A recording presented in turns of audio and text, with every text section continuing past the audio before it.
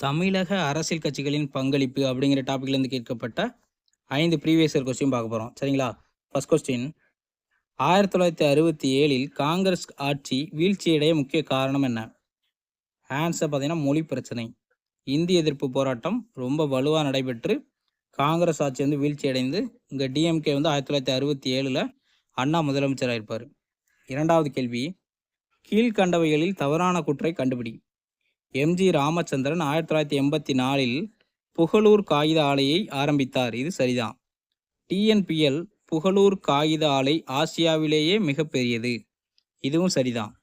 2013 புகழூரில் 100 கோடியில் சிமெண்ட் ஆலை ஆரம்பிக்கப்பட்டது. இதுவும் சரிதான். புகழூர் வந்து கோயம்புத்தூர் மாவட்டத்தில் அமைந்துள்ளது அப்படிங்கிறது தவறு. புகழூர் வந்து கரூர் மாவட்டத்தில் அமைந்துள்ளது. தமிழ்நாட்டில் ஒருங்கிணைந்த ஊட்டச்சத்து திட்டமானது யாரால் அறிமுகப்படுத்தப்பட்டது? ஆன்சர் பார்த்தீங்கன்னா எம்ஜி ராமச்சந்திரன். மதிய உணவு திட்டம்னு கேட்டாங்கன்னா காமராஜர். அதுவே ஒருங்கிணைந்த ஊட்டச்சத்து திட்டம்னு கேட்டாங்கன்னா எம்ஜி ராமச்சந்திரன். சரிங்களா?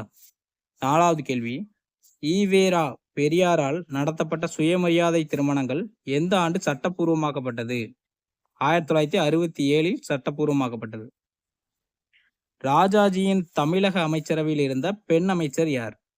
ஜோதி வெங்கடாச்சலம். இவங்க தான் 1963 1953 இந்த டைமில்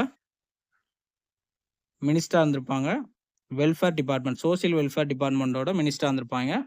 அதுக்கப்புறம் காமராஜர், பக்தவச்சலம் இவங்க 2 பேரோட அமைச்சரவையிலும் அமைச்சராக இருந்திருப்பாங்க. தேங்க்யூ.